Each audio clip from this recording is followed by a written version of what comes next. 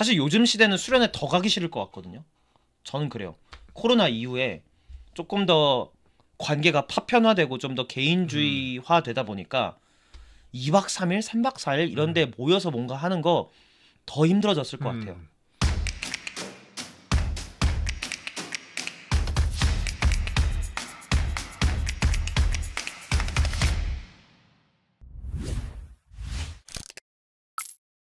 여러분은 지금 TMI와 함께하고 계십니다. 네, TMI. Too much information.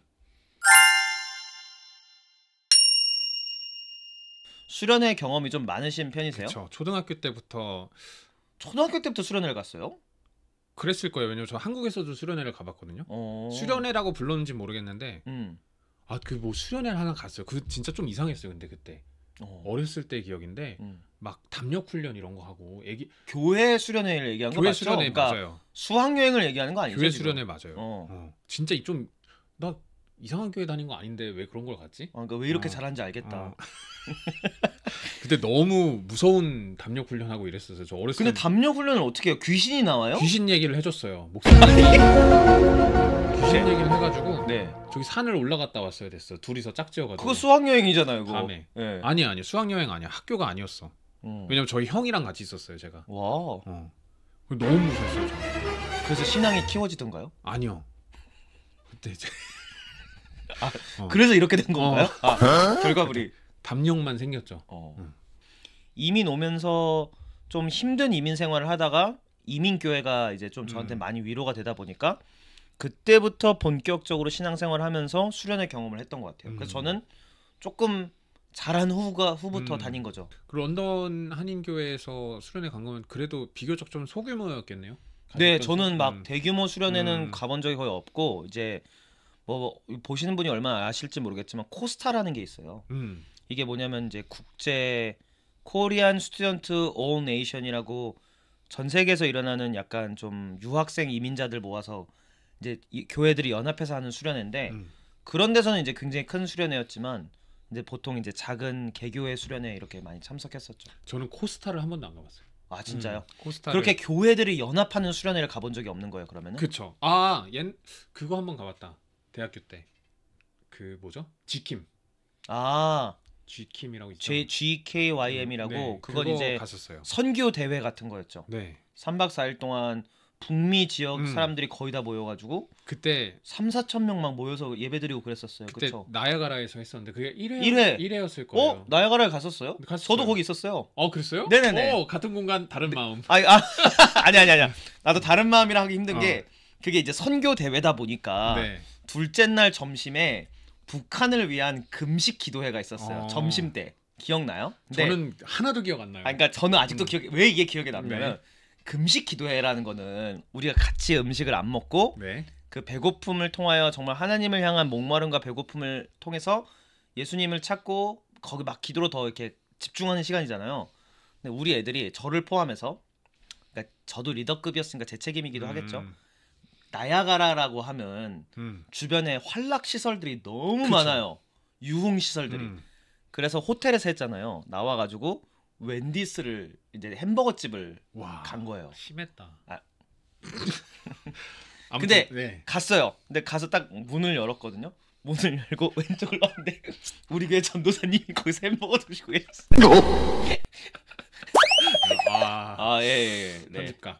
아니요. 아니 그분도 이건 즐거운 기억으로 남아 계시고. 그래서 이제 모두가 얼어붙었던 전도사님과 그다음에 저희 그룹이 모두 같이 얼어붙었던 그런. 근데 저는 어쨌든 되게 수련회를 좋아하는 편인 것 같아요. 이게 뭐 제가 사역자가 되기 전에도 저는 코스타 같은 경우는 매년 참여했어요. 2005년부터 코로나로 중단되기까지 한 해도 안 빠지고 갔었어요. 그래서 이제 그리고 뭐 당연히 교회 수련회도 웬만하면 참석했었었고.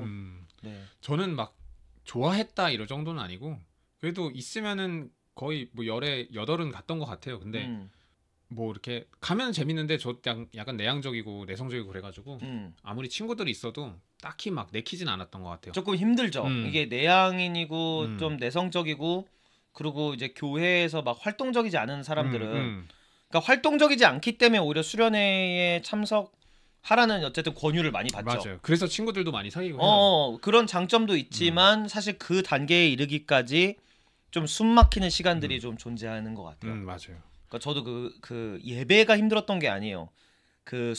이제 그룹을 일부러 랜덤하게 섞잖아요. 맞아요. 친해지라고. 근데 이제 거기서 느껴지는 숨막히는 게 있는 거죠. 저는 근데 되게 재밌는 게 수련회 가면 이렇게 조를 짜서 이제 게임 같은 것도 하고 나중에 막 점수 막 하고 뭐 의미 없지만 그런 거 하잖아요. 근데 1등을 진짜 많이 했었어요, 저는. 그러니까 본인이 그런 걸 좀 잘 나섰어요, 게임에서는? 게임 할 때는 좀 적극적으로 했던 것 같아요. 승부욕이 붙어가지고 그치. 막 퀴즈나 뭐 몸 쓰는 거나 이런 거 되게 열심히 했던 것 같아요. 또 은근히 성경 지식이 있으니까. 그러니까 되게 또 생뚱맞게 또 성경 지식이 좀 있어. 그리고 애들은 성경 지식이 없어. 이게 생각보다 교회 다니는 애들이 성경 지식이 많이 없어요. 어렸을 때 조기 교육을 안 받으면 성경 만화 주입식 교육을 받아가지고. 근데 수련회가 좀 특수적인 이벤트잖아요. 교회에서도 뭐 1년에 한두 번 하는 거긴 한데 근데 약간 수련회 공식이 있잖아요. 공식. 네, 그러니까 이게 공식을 누가 만든 건 아닌데 뭐 첫째 날에 이제 랜덤 그룹들끼리 어색해졌다가 예배 드렸을 때 약간 좀 이게 수련회 예배구나 이랬다가 둘째 날에 이제 게임하면서 막 친해지고 마음을 열고 둘째 날 저녁에 집회에서 약간 좀 소위 말해서 약간 감정적으로 여러모로 빵 터트려서 같이 눈물 쏟고 막 마음 쏟으면서 함께 합심해서 기도하고 셋째 날에 이제 피곤해서 이제 밤늦게 둘째 날 밤 새는 거죠. 그렇죠. 막 마피아하고 막 이러면서 막 친해지고 셋째 날에 아무도 안 일어나고 큐티 아무도 안 하고 아침 다 스킵하고 근데 이제 이러고 좀 친해지고 나서 좀 으쌰으쌰 하면서 이제 다시 일상으로 돌아가는 게 좀 2박 3일의 좀 평균적인 수련회의 좀 패턴인 것 같아요. 맞아요. 막 모든 마음 오픈하고 이럴 때 그때 좀 친해지잖아요. 사람들끼리 맞아. 자신의 내면을 다 드러내다 보니까 뭐 하룻밤 같이 있었는데도 약간 동고동락한 느낌으로 막 서로 친해지고 끈끈해지고 좀 그런 거 있죠. 저는 근데 그런 시간을 되게 불편했어요. 한 번도 그런 분위기에서 제가 막 울면서 막 이렇게 기도한 적도 없고 그 소위 말하는 그 좀 집중해서 기도하고 그쵸. 이렇게 좀 빡센 이제 PD님은 스팀팩 같은 느낌이라고 그랬는데 그 약간 인텐스한 그때 그 예배 순간을 얘기하는 거죠. 저는 이제 설교 말씀 듣는 건 좋아하거든요. 이제 막 뭐 이렇게 또 강사님들 오시면은 또 좀 특별한 강의들 준비하시잖아요. 그럼 또 귀에 쏙쏙 들어오고 막 되게 흥미롭고 이래가지고 설교 말씀 듣는 건 좋아하는데 이제 설교가 끝나고 이제 찬양하면서 이제 슬슬 그 기도 분위기로 갈 때 소위 말하는 이제 시동을 걸죠. 이제 그 불 끄기 시작하고 막 티슈각 나오고 막 저는 그럼 뒤로 가요. 뒤로 가가지고 뭐 가능하면은 그냥 방으로 돌아갈 때도 있고 가끔은. 근데 웬만하면 그냥 남아서 뒤에 그냥 있죠. 뒤에서 그냥 그 분위기를 그냥 보는 거죠. 근데 그 시간에 대한 거부감이나 좀 불편함은 어디서 기인하는 것 같아요? 나는 그게 안 된다라는 거에서 오는 것 같아요. 그러니까 나는 저들처럼 이렇게 막 울며 불며 간절하게 기도하는 게 안 된다. 그러니까 지금 뭘 하는 시간인데 난 그걸 못 하는 거지. 그러니까 나는 여기 있는 게 좀 뻘쭘한 거지. 그래서 저는 그럴 때 가끔 좋은 게 제가 아는 찬양을 틀면은 그냥 찬양이라도 그냥 따라 부르고 있는 거예요. 그냥 그러면 그냥 괜찮더라고. 그때 내가 그거를 뭐 엄청 마음을 담아서 찬양을 부른다 이런 느낌이 들지는 않는 것 같고 그래도 그냥 뭔가 함께 할 수 있다라는 게 좋더라고. 찬양을 그래도 틀어놓으면 가끔은 근데 그런 거 없이 그냥 기도만 하고 그럴 때 있으면 그럴 땐 좀 뻘쭘하죠. 저도 예전에 좀 어렸을 때는 중고등부 때는 그 시간이 제일 좋았어요. 막 그러고 있잖아요. 그렇게 막 뜨겁게 기도하고 막 신나는 찬양하면 또 이렇게 막 뭔가 가벼워진 느낌이 드니까 막 같이 또 뛰고 거기서 막 땀 흘리고 이러면 뭔가 우리가 해냈다라는 느낌이 들다 보니까 해냈다는 그 성취감과 해방감 때문에 그 시간을 매우 즐겼던 것 같고 지금도 수련회 하면 수련회 꽃 이러면은 사실 그 시간을 얘기할 때가 많은 것 같아요. 그런 어떤 인텐스하고 강력하고 뭔가 감정적이기도 하고 뭔가 고조되는 분위기. 뭔가를 다 쏟아내는. 그죠? 네, 그런 거를 하는데 이게 몇 년 전에 화제가 됐던 그 글이 있었어요. 그래서 이 3분 묵상 카드 설교라고 엠마오 이제 연구소라는 데서 이게 나온 적이 있는데 저희가 뭐 이거를 다 보진 않을 것 같은데 이게 약간 그런 거를 좀 비판했던 것 같아요. 그 아까 상일 씨가 얘기했던 오늘 하나님 만나고 가야 돼요. 약간 이랬던 좀 막 들리죠 저거 지금 말하는. 근데 사실 나도 이래가지고 나도 이제 목회자다 보니까 주로 이렇게 인도를 하단 말이에요. 인도를 하게 되죠. 왜냐면 나도 보고 배운 게 그런 것들이다 보니까. 근데 이제 엠마오 연구소에서 약간 좀 눈물 이런 소위 말하는 하나님 만났다는 것과 감정의 고조 약간 이런 것들을 동일시 여기는 수련회들을 좀 비판했던 글을 읽었어요. 그래서 이제 수련회 문화가 이런 것들을 좀 비판하는 글들이 한때 굉장히 이슈가 됐었었죠. 그래서 저는 이게 근데 나름 필요한 비판이었다고는 생각을 해요. 그래서 아까 저 상일 씨는 방금 그 시간이 힘들었다고 얘기하는 거니까. 뭐 힘들었다기보다는 뭐 그냥 애매했죠. 그냥 뭐 이도저도 아니고 저는 그 전에 그런 시간이 뭐 다운되기 전에 이제 업되는 시간이 있잖아요. 아까 말씀하신 막 뛰고 뭐 그런 것도 참여 안 했거든요. 저는 그냥 그런 것도 불편하고 그러니까 설교가 끝나면 거의 저는 그냥 빠지는 거죠. 설교 듣고 나면은. 근데 저는 약간 이제 이런 부분들을 많이 지적하셨던 것 같아요. 많은 저분도 그렇고 감정적으로 뭔가 느껴지는 것과 하나님을 만나는 것이 동일시되어지는 그런 것들. 그리고 수련회에서는 그게 아무래도 주일 예배나 다른 모임보다는 이제 수련회에서는 그게 좀 많이 도드라지게 강조되다 보니까 많은 수련회들이 좀 그런 부분에 너무 집중하고 있는 거 아닌가라는 좀 비판의 글이었던 것 같아요. 그게 선을 긋기 힘들 거 아니에요. 저도 예를 들면 슬픈 영화를 보면 울고 그러는데 거기서 그 수련회 가가지고 슬픈 분위기를 만들어서 그게 울었을 때 내가 과연 이게 하나님을 만나서 하나님을 생각하다가 온 건지 아니면 그냥 내가 마음이 슬퍼져서 온 건지 그러니까 내가 힘든 것 때문에 울고 그냥 어떤 그런 토로할 공간이 있어서 운 건지 아니면 정말 하나님과의 관계 때문에 운 건지 그거는 저희가 진짜 좀 짚고 넘어가야 할 숙제인 것 같아요. 그 심리적으로도 제 생각에는 그렇게 한번 울고 나면은 하나님을 만나서가 아니고 그냥 울고 다 이렇게 감정 호르몬을 다 돌렸기 때문에 사이클을 돌렸기 때문에 후련함이 오고 이제 기쁨이 오고 그럴 것 같거든요. 한번 울고 나면은. 근데 이제 그거를 하나님이 만났다라고 하는 게 뭐 틀렸다고 하긴 또 그렇잖아요, 그죠? 그게 저도 그러니까 그 자체가 그렇죠. 그게 동일시되는 게 문제인 거지. 너는 하나의 열매일 수는 있는 것 같아요. 네. 그게 계기가 돼가지고 찬양하는 게 예배 드리는 게 이렇게 좋구나라고 각인될 수도 있는 거고. 그래서 방금 저 글을 아까 저도 이거 녹화하기 전에 읽어봤는데 공감이 가면서도 그렇다고 이게 아니다라고 하는 것도 애매한 것 같다라는 생각이 들더라고요. 그게 하나의 예배의 방식일 수도 있는 거고 내가 슬픈 생각을 해서 하나님을 생각하면서 슬픈 생각을 해서 우는 게 잘못된 건가? 한번 울고 가는 게. 저도 저 연구소에서 이제 감정적인 걸 배제하자라는 의도로 글을 쓰신 것 같지는 않아요. 근데 저도 솔직히 얘기하면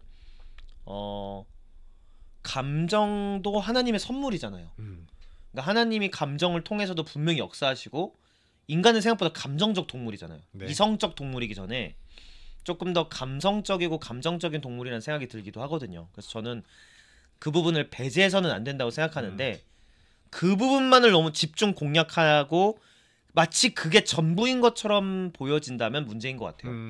그러니까 결국은 이제 이건 거죠.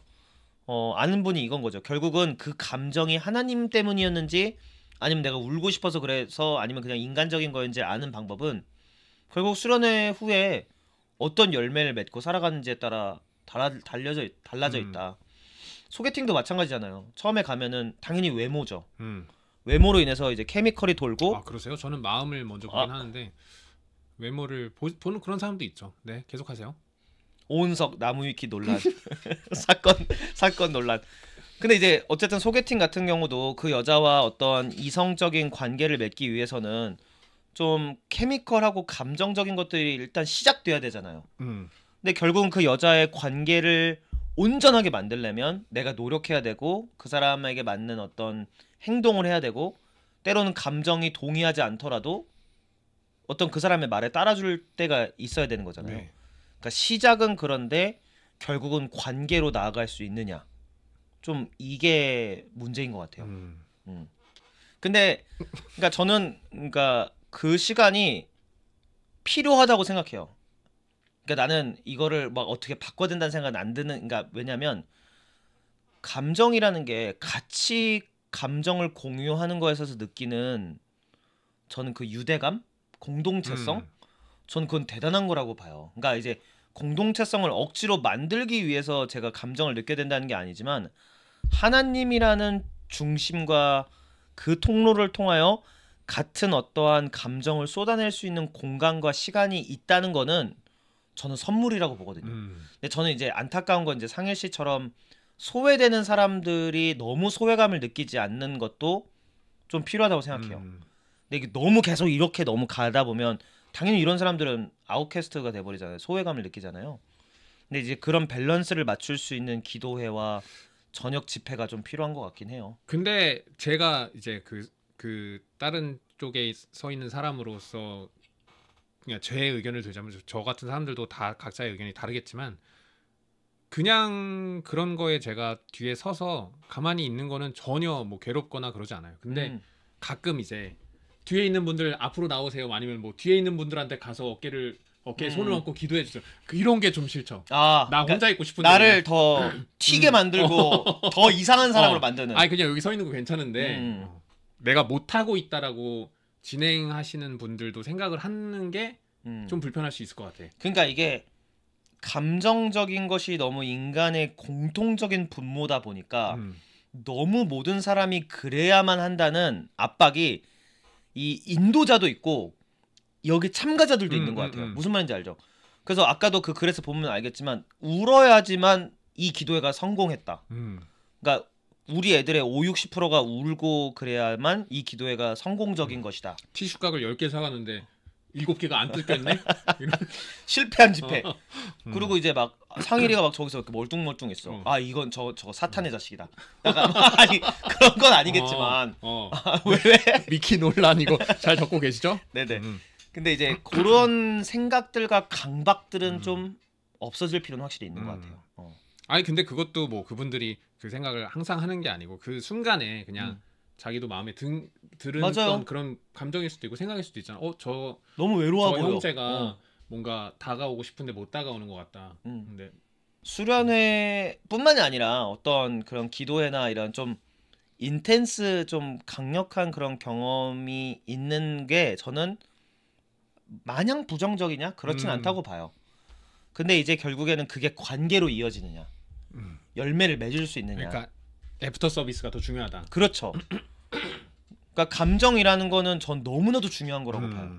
근데 그 감정이 어디로 가냐 이거예요. 증발해버리는 감정이냐, 아니면 사랑으로 이어지는, 그러니까 저 사람과 계속 관계를 맺고 싶다는 그것의 통로가 되어주느냐. 전 그 차이인 것 같거든요. 근데 그게 참 힘든 거죠. 어쨌든 저는 솔직히 그런 감정적으로 비워내는 것도 너무나도 필요한 경험이라고 생각해요. 아무리 인간적이라 하더라도. 왜냐면 거기서 느껴져야 내가 나아갈 수 있는 길이 보이기도 하고 새로운 시야를 얻기도 하니까. 근데 거기서만 멈추면 너무 아쉬운 거죠. 수련회라는 게 워낙 스페셜하고 이렇게 좀 다 같이 초청한 잔치다 보니까 저는 그런 다양함을 또 경험해봤으면 좋겠고 나름 짧지만 좀 깊게 들어가는 시간이 됐으면 좋겠거든요. 그래서 이제 뭐 카이로스의 시간이라도 부르는데 그러니까 흘러가는 시간이 아니라 깊이로 가는 시간으로서의 그런 수련회가 됐으면 좋겠지만 저도 늘 사역자로서 그게 고민인 거예요.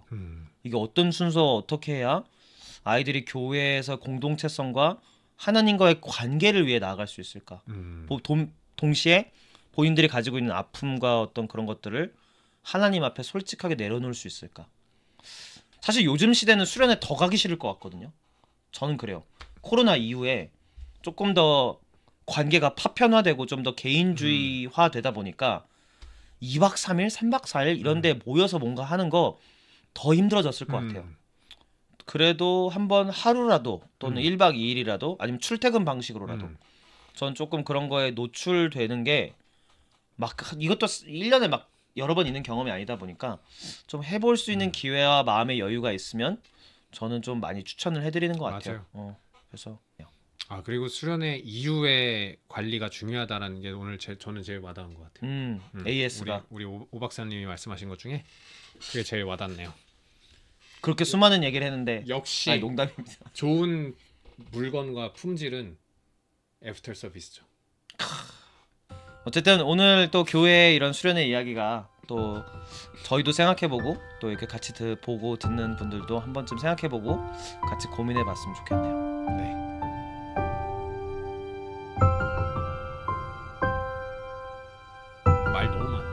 말 너무 많아. 쓸데없는 말. 그죠?